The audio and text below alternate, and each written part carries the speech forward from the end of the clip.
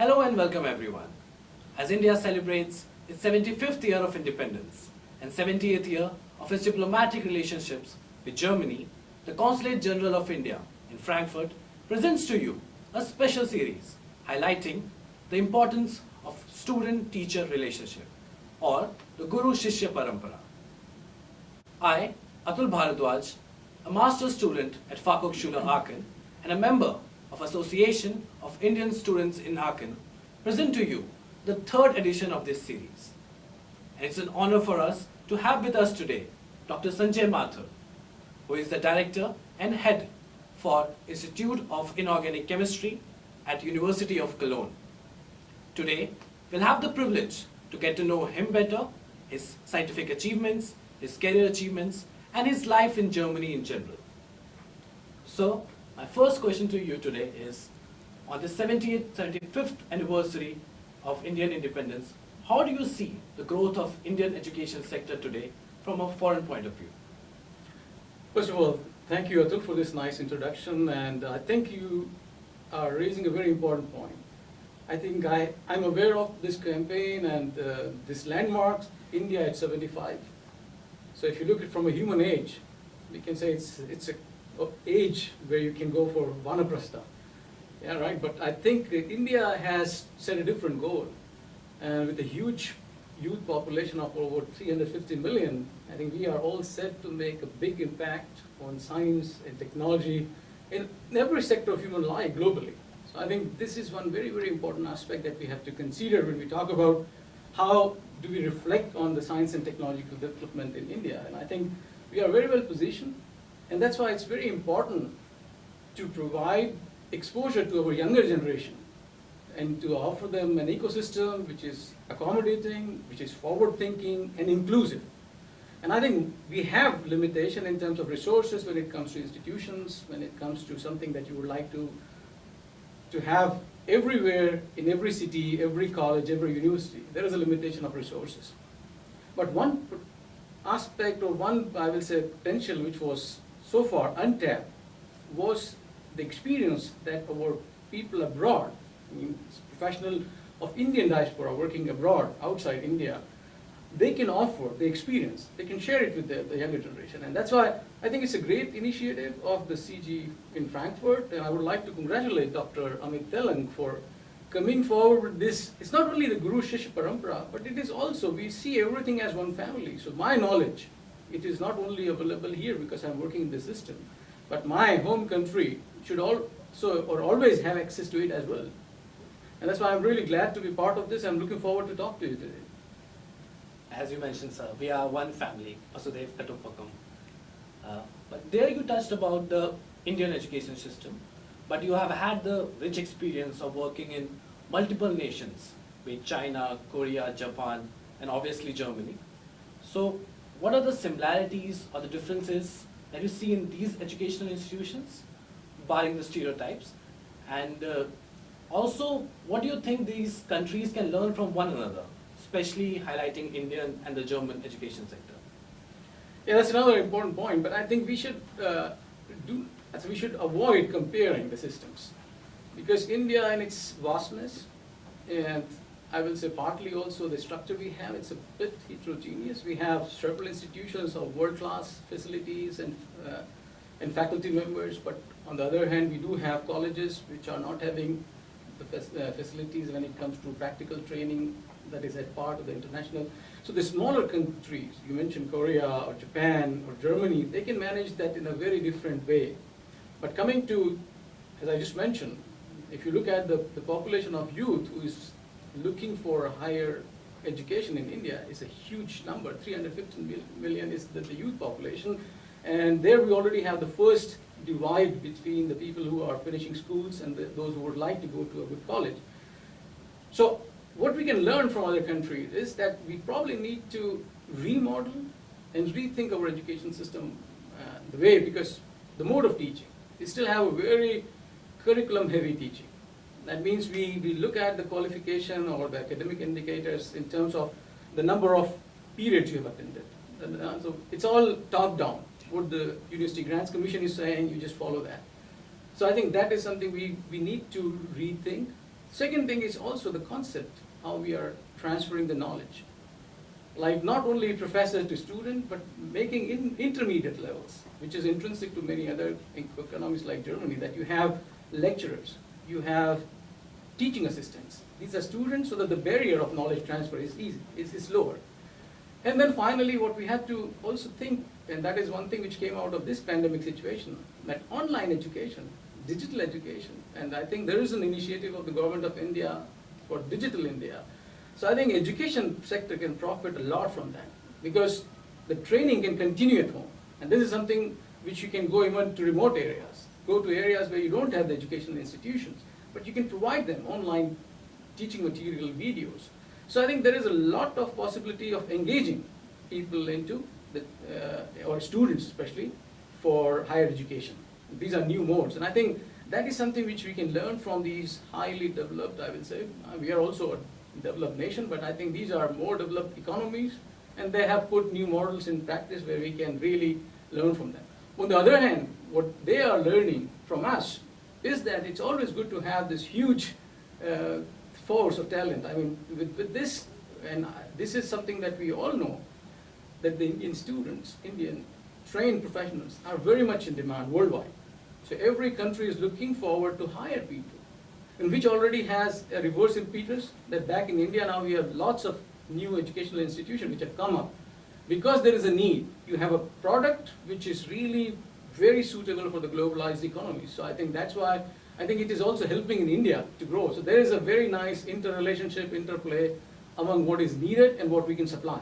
So I think, and this is obviously also leading to the fact that now Indian students, Indian professionals, they are willing to go back and serve to their country. So that's a very viable mean to have a knowledge transfer from people who are trained in other systems and bring them back home. Yeah, true.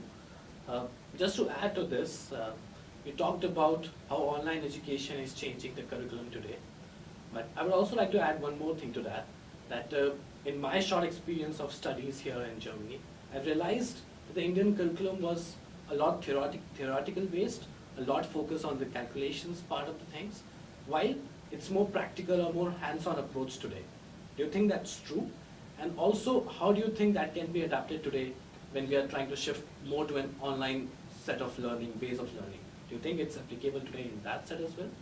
Oh, sure. I mean, I can console you with one thing, that when I came to Germany, I had the same thing. I had the theoretical knowledge, the concepts were there, but I have never seen a machine. So I came after finishing my PhD, and then when I was asked to operate a machine on my own, I still remember standing in this nuclear magnetic resonance spectroscopy lab, and not looking at this big machine and not knowing. I have seen several NMR spectra that we have recorded and interpreted, but I had no way or no experience, hands-on experience. And I think this is something which is very unique to the German system, that the students have a very research-oriented training. This is changing in India. I think we have seen good universities and IITs, they are offering this research-oriented teaching. And even the online education, like today you can see a lot of things in YouTube videos, for example. I mean, you can also have specialized platform. And I see that many big universities have started that they have their online resource. So students can prepare at home what they would like to do in the lab. So once again, the learning barrier has been reduced drastically through all the modern means, and I think we should appreciate this forwardness and this preparedness of the student, which has come as an additional facet in the higher education. So yeah, you are absolutely right. We still have a kind of a disconnect there, and we can work on that. And I think government is putting a lot of efforts on that. So. Yep.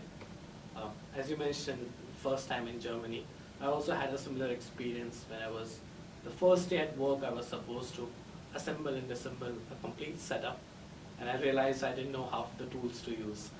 Yeah, but adding to that, when we are talking about first time in Germany, so I would like to let our viewers know that Sir came after completing his PhD from the University of Rajasthan. He decided to work for a pharmaceutical company for a while before he decided to come to Germany in 1993 as a fellowship for the Humboldt. I would like to explore more about that right now. That how did you decide that you wanted to pursue a research-based field when you could have continued working in an MNC or a multinational company? How did you came about that decision? Yeah, I think it was not very planned, to be very frank, but it was somewhere an aspiration to go more into the research sector and see. But I got this, I will say, a job offer immediately after finishing my PhD, and I think we still have this big economic security point. We are trained in a way that you educate yourself to secure a good job. So this made me take this offer, and then when I submitted the proposal and the outcome was positive, I decided to move to Germany. And I realized coming here that there is a whole lot of, I will say, part of the world that I have yet not realized, not conceived the way people are conceiving it, and I can explore a lot. So this transition, the Humboldt Fellowship that you mentioned, and once again I'm thankful to the Alexander von Humboldt Foundation for this, because this opened a new door for me. And I realized that, okay, if I complete this, there is an option. So once again, this is the strength of the German academic system. There is a career advancement. You know how your profile is going to improve from one step to the next step. And that kind of, so you don't need any hand-holding. You can support yourself. If you are working hard, you know where you need to reach. And that is something which I have learned through experience. And on the way, when I started my habilitation, I found a lot of people who were coming forward who mentored my career. So I came to Professor Veit in Saarbrücken. I taught him a lot of things about, I will say, Indian culture and the Indian research and training environment.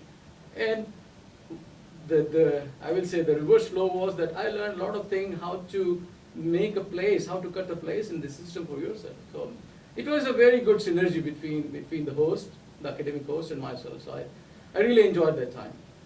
Now, so as I said that, having done that, I realized that I can stay in academia and I can really fulfill my professional goals and aspirations. And it led to the fact that I stayed and got my first professorship in Saarbrücken. Then I went from there to Würzburg in another city, and then finally came to Cologne. And this is also something which I had to learn, that you need to move in the system laterally to grow within the German system also. So to grow in the terms that people take notice of you, so that you become visible. So, and that is something which is also not intrinsic to our system.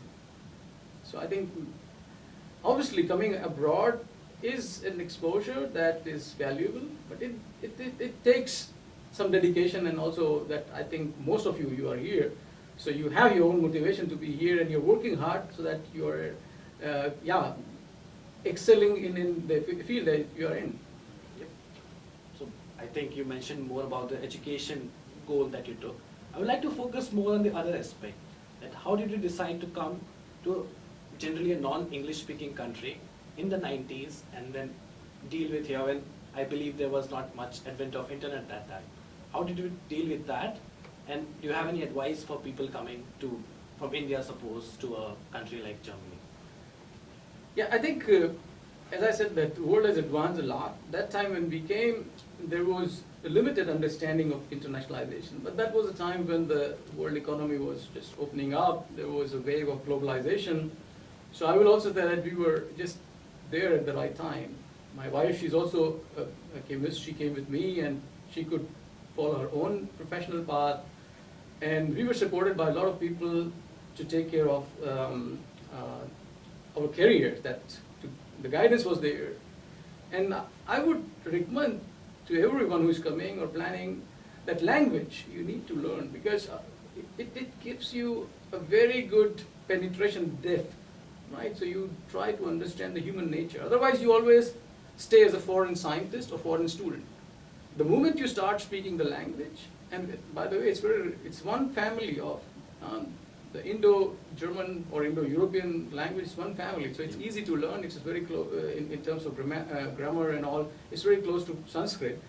So if you start learning that, you have this transformation from a foreign student, foreign scientist to an ambassador of both cultures, right? So it is, and obviously we stayed longer, so we had our kids, and it helped because there are several interfaces in the society when you come. where you cannot always come along with English language only.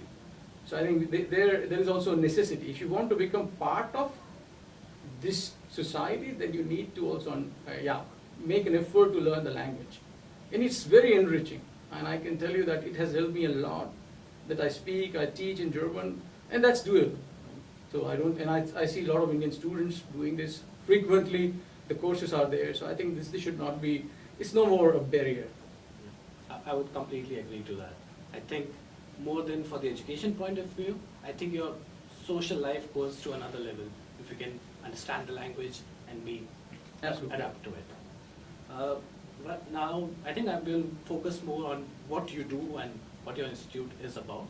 So could you shed some light about the work that you do, the research work that you have, and are there any opportunities for students to work here? Yeah, you're asking now a wrong question, because on this I can talk forever. No, to be brief, we are a group of materials scientists. So we are basically working with processing of materials. So we make nanostructured materials as powders, thin films for various applications. This can be an energy sector, so we work a lot on batteries, thin film batteries, solid state batteries, photovoltaics, again for energy conversion. And for a long time I have personal interest in looking at the application of nanomaterials and nanoparticles in drug delivery. So how can we use these very tiny particles which you don't see with eyes and hook them with a drug or some other biomolecule and then transport them into the cell. So this is basically the area where we are working, and accordingly the group is very, I will say, interdisciplinary. We have in this group like 40 to 45 members, and the PhD students are having a background in physics, chemistry, material science, and biology.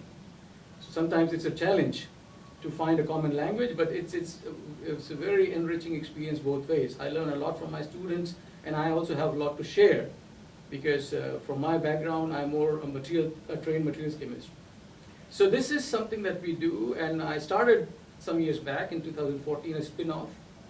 And that's again a very big strength of the German system, that if you have an innovative idea, you can start a company. Within the setup of the university, there is a lot of promotion. And I think entrepreneurial skills are something that people need to develop, and the ecosystem here, the university is supportive to that, the economy is supportive to that, is helping. And we started a Steinbeiß Materials Alliance Center, and it is doing a lot of hand-holding for small and medium-sized enterprises when they come for troubleshooting, where they don't want to make a large project and just want to see if within few weeks or months you can deliver the results. So that is something where we are working as well. I would like to probe you a little about the nanostructures. So for our inorganic students listening to right now, I would just like an insight about what do you think our future will look like with the nanostructures and the research that you have with nanostructure coatings. Can you just shed some light on that? Yeah, sure. I mean, if you see the development of technology, it's all going in the direction of materials economy. You want to maximize the functionality, right? So if you have a device which is providing you energy or storing energy, then you want to increase the efficiency, and at the same time you want to reduce the amount of material you need for it. And this is where the nano science comes into picture. That how to maximize the functionality and at the same time reduce the materials amount that you need. So you start working with few atoms, only with surfaces. And this is a very, very important aspect of a lot of new functionality that you see all around. Whether it's a corrosion protection film, whether it's a biocompatible film, anti-fouling, antibacterial surface, or the filters for UV light in the sunscreen. Even the latest, and I think that everyone knows, the vaccine that was developed in Germany in Mainz, BioNTech, it contains lipid nanoparticles, which are then having this microRNA, which are encapsulated in that. So that is something which is also a very good example of how nanotechnology can help both the health sector, and I gave you several examples. In every paint, you have fillers, which are nano-additives. So it's good for increasing the lifetime of the device, it's good for increasing the functionality, the spread of the paint, giving it high temperature stability. So I think it has already been like 30 years that nanomaterials are in industrial applications. So we have reached a high level of maturity there, and there are lots of companies working with that. And even in the medicine sector, we have more than 50 drugs which are approved, and they are containing nanoparticles. I would say the future for nanoparticles looks pretty bright. Right, and I think just to add on that, now since you asked, we have to also look at from the perspective of the Indian economy. So we were recently invited, and I was part of this WebO discussions summit that was coordinated by PMO's office. And we noticed, and that was recognized by the Indian industry also, that we still are not at par in terms of our production capabilities. So whenever it comes to functional nanomaterials being required or used in Indian processes, they are mostly procured from outside. So I think this is again an innovative sector where we need to look into how we can put more resources and motivate our students from well-known institutions like IIT or central universities, where you have a focus, where you're training the next generation of entrepreneurs to say that come forward, tie up with a big company, cater to their demand and develop your own products. I think this is something that also needs to be done, and it has to be part of the new science and technology policy. And after 75 years, I think we are so far and all set to go for this goal as well. I guess. So you gave us an interesting insight about the nanostructures and its future. And I think it has both. It has the future and also the challenges that will excite our students to come into this. But I will try to ask you a slightly tricky question. So what do you look for in a student when he's applying to your institute? You said you have around 40-45 people working under you. I assume some of them will be students. So if I say they both have the same technical expertise, what's the one thing that will be the defining factor for them? If it's just, you have to boil it down to one thing, then I will say the intrinsic motivation. That you have to be self-motivated for research. Because research, unlike any other job, is something that you can only continue when you're driven by, I will say, curiosity. So that is where you differ from any other professional training. When you really want to explore something which is not known and you want to explain why this thing is existing, so that means you need to be intrinsically motivated, otherwise you can't continue.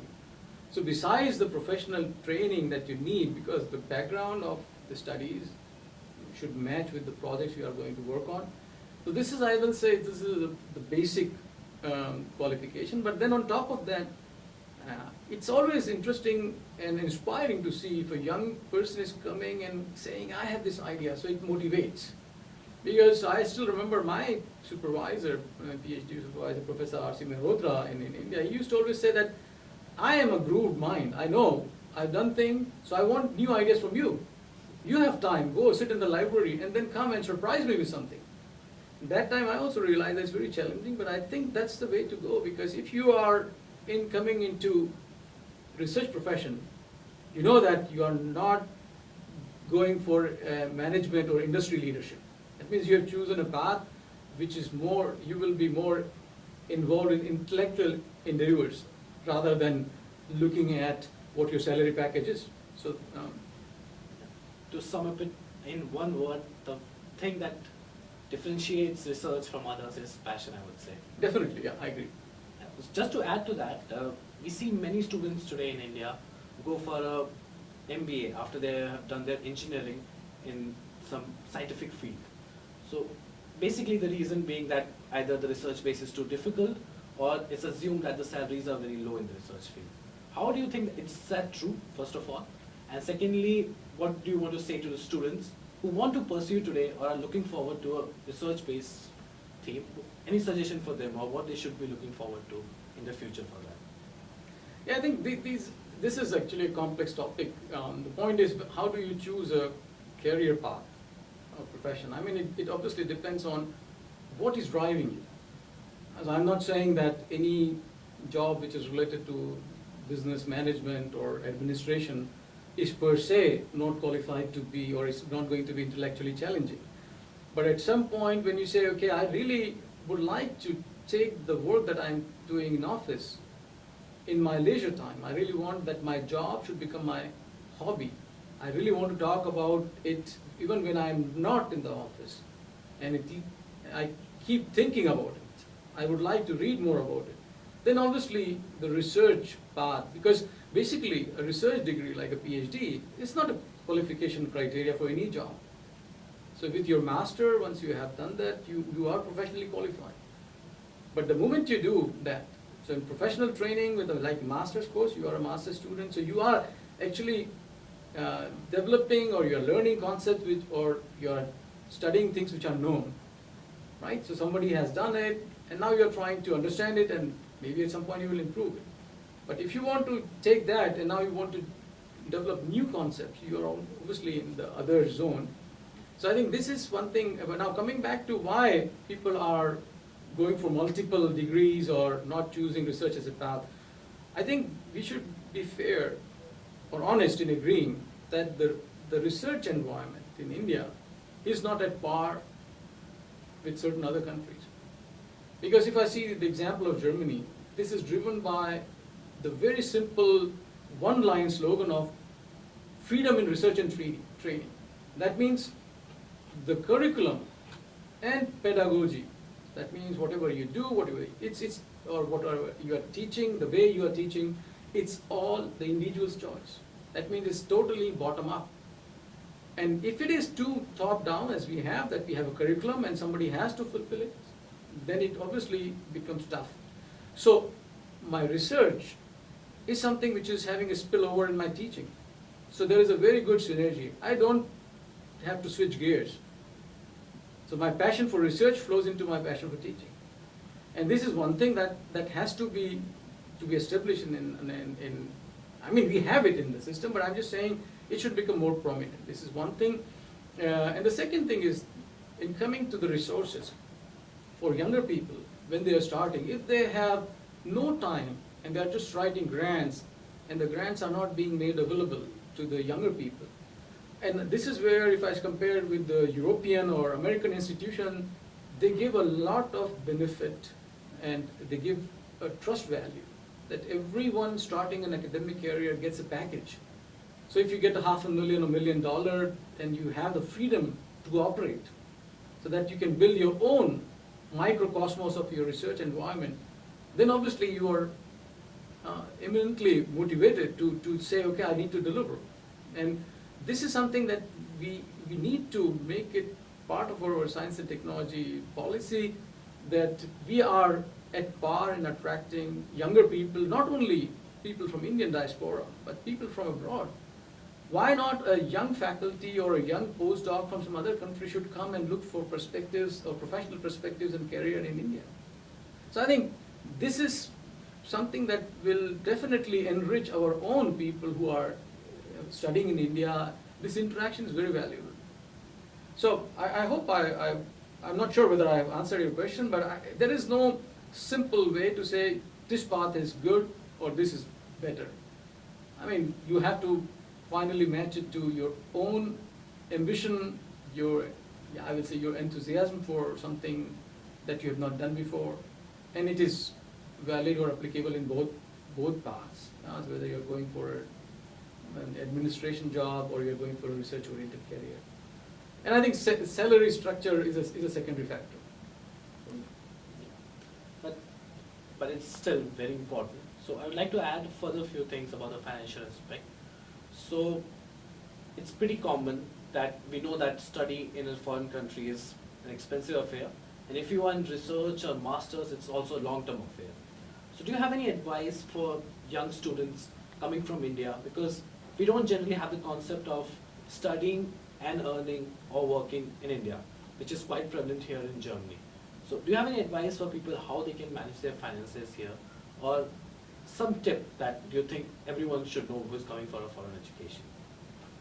Yeah, so first of all, I think you have pointed out the right thing, that it is an expensive affair. When you are coming without a fellowship, whatever model you have followed by taking a bank loan or the parents are supporting, this is not sustainable in the long term, right? So I will say the first thing before you start your journey is to inform yourself. So there are several offices, and I'm not talking only about Germany, but every country, they have their representative offices in India. So University of Cologne, for example, has an office in Delhi. So that is your first stop.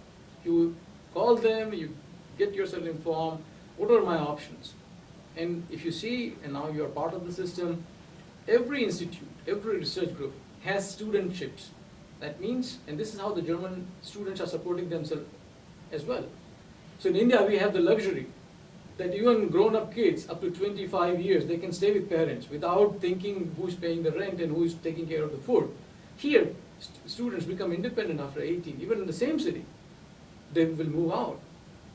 So even my own, I have 2 sons and they have done it. So if they are going on their own, they try to either support themselves by doing weekend jobs, or they look for, when they are studying, that in the evening hours or in time where they don't have any obligation of teaching or learning, they go and take over a job where they can be remunerated as a symbolic amount of money, but good enough to survive. It's not going to allow you to buy a house or any other modern asset, but it will allow you to maintain your life as a student.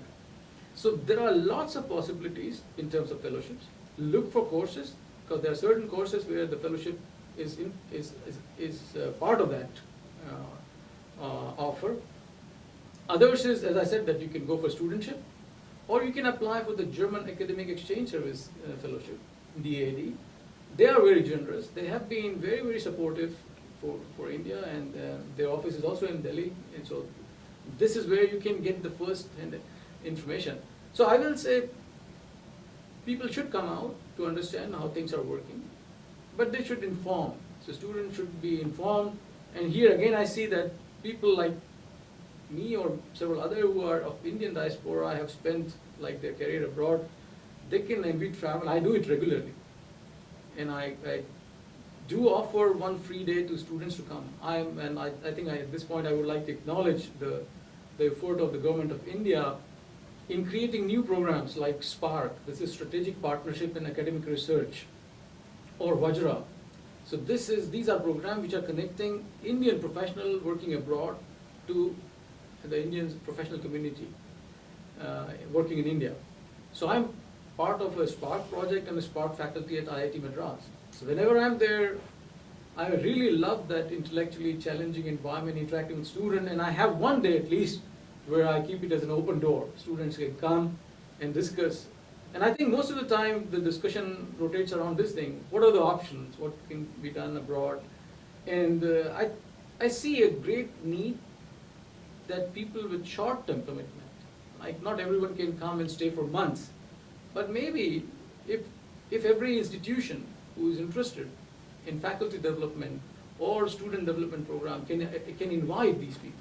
So there should be a kind of a central coordination for these things, and when somebody is traveling within India, can make a stop over in the area where you are, and it's not going to even, it's not very resource intensive. You can just do it, and this will help by helping the by informing the students. That's a pretty good initiative. I've never heard of Spark, but I guess I would just like to add further to that. So as you mentioned, we have a growing Indian diaspora right now.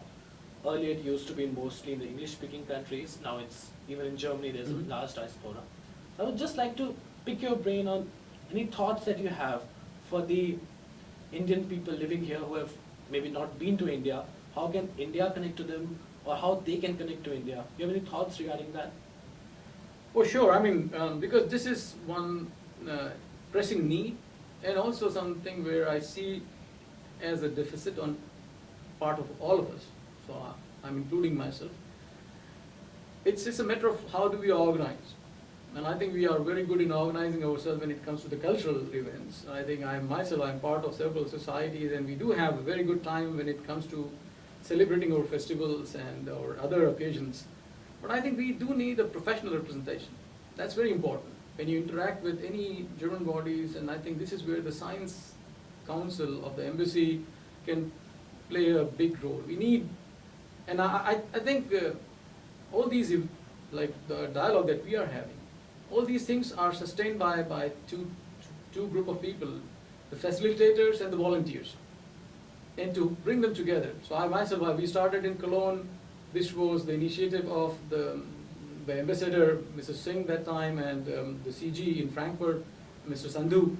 Then we said, why don't we have an afternoon where the ambassador and CG can interact with the Indian student? And this we did for a couple of years, as long as he was here, and when the madam, she came, the madam ambassador was visiting us, to understand what are the challenges that Indian students are facing. Like, what happens when their contract is over, and they would like to search for a job and the visa is terminating. So there were a lot of things which have improved, that any student who is finishing a degree here can now, for 12 months, stay and be a job seeker. This all came out of this simple initiative, because I think the notion of the German government or system is that, okay, students are coming because the education is actually not costing much, but how do people become society ready? So if you are working here and you are moving on, so from that perspective, to make students who are coming, to have them, or give them the opportunity of becoming society ready, it's very important to keep an organization which can also keep a track of students. So I think we have tens of thousands of Indian, I think, people, and my information was that we have more than 1,000 PhDs. I don't know whether this figure is still true, but this is what I heard, where people from Indian origin are working in Germany.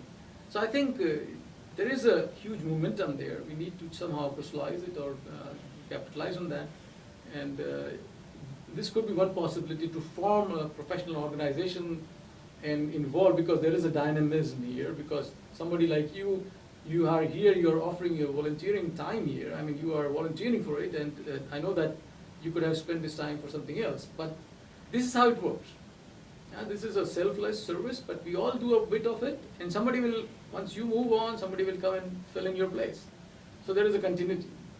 And this is how we can sustain our cultural event. So why not to be also professionally well organized in this, and start recognizing people who have been here for long, who have performed here, and can be a valuable resource. That's what we are looking at, right? I completely agree with that, that it's an enriching experience for our generation when we get to learn from your perspective, because it's pretty rare to find people who have been lived in a foreign institution or foreign country for a long time. And I think it always trickles down from top to bottom, and that's how we can learn about it. To add to that, I'd just like to finish off with the last question, that you are the founding member of the Association of International Students in Cologne. So I would just like to know what it does and what it's useful for, and is there anything that our listeners listening to right now can know about it and it might be beneficial for them? Yeah, I think this, the International Student Association in Cologne, it was initiated following a suggestion or request of the Madam Ambassador at that time and the CG in Frankfurt, that why don't we organize students so that there is a transfer of knowledge. Everyone who has worked here, who has been trained here, has certain experience to share. This can be a simple thing, how to find a doctor, how to find Indian friends, or where are the grocery stores, and so on. So why not to have, and all the online resources allow this, that to build an online community of Indian students. And this is how it started. We took it to a different level together with the University of Cologne and the City of Cologne. We have every year in the month of June, India Week. And in this, we are organizing one day either an Indo-German business forum. This is where we bring the companies working in India and the Indian companies having their setup here in Germany to have these crosstalks. Where are the opportunities? What are the bottlenecks? Are there any kind of cultural barriers? How things can be facilitated? So this is a very well attended event, Indo-German Business Forum. And then alternate years, we also do the Indo-German Education Forum. We have also done Indo-German, so Indo-Europe Education Forum, which was supported by Air India, State Bank of India. So you do see Indian companies coming forward, and obviously the German companies have supported it. And these platforms are very good to bring the community together. And we have a lot of young people who are coming. I still remember that at one of the events, a German student who went for IIM in India for management course and started there a brewery. So he came forward and he said, I would like to sponsor my beer to this event. And this was a very revealing moment for everyone else, as a young guy coming who is doing business in India. And he said that I was so motivated to be in India and to see how friendly people are. And I just, one evening I decided, I called my mother saying that I'm staying here and founding my own company. So, and this is a story which will not come to limelight and it will not reach to press, obviously one day when he is very successful and there are economic figures and reasons to do that, but it was very good in this meeting to know about it, and now they are doing extremely well. So I think synergies both ways, and this was the intention to show that that these are working in both. It's not only that we are just supporting the Indian system, there is also a lot which is helping Germany to continue their business in India or to have professionally trained skilled task force in their companies here. So that's why I think it's a win-win situation. That's a very heartening story to hear of the Indo, and we think with our 70th anniversary of Indo-German relationships, it will only get better from here. So it's been a very enriching experience, sir, to talk to you, to learn about you, and how you have adapted yourself to the German environment, still keeping true with the Indian roots. Any final words, any final thoughts that you have for our people listening to us right now will be useful. No, I think we had a very interesting discussion. So I think the only thing which remains is to really thank you and thank Aisa, and that you tied up with this and you helped CG in Frankfurt, because once again, this kind of initiative also needs people who are motivated to take it further, and I'm happy to be part of this series, and I would say let's keep up this dialogue. We can continue, because I know you have probably many more topics than you have touched upon, but I think your time is equally valuable. I don't want to encroach much of that, and with this I would like to once again thank the CG and to you, Phil. And I know there are people behind the camera, these younger, I will say, generation, the talented people. I don't want to name all of them. So thanks to you guys for taking care of this session, and I look forward to see you again in some other format or some other time. Thank you. It's been an enriching experience from our end as well. And this will be the end of our session with Dr. Sanjay Mathur today. And we look forward to continuing this session from the CGI in the future. Thank you everyone for listening. Thank you.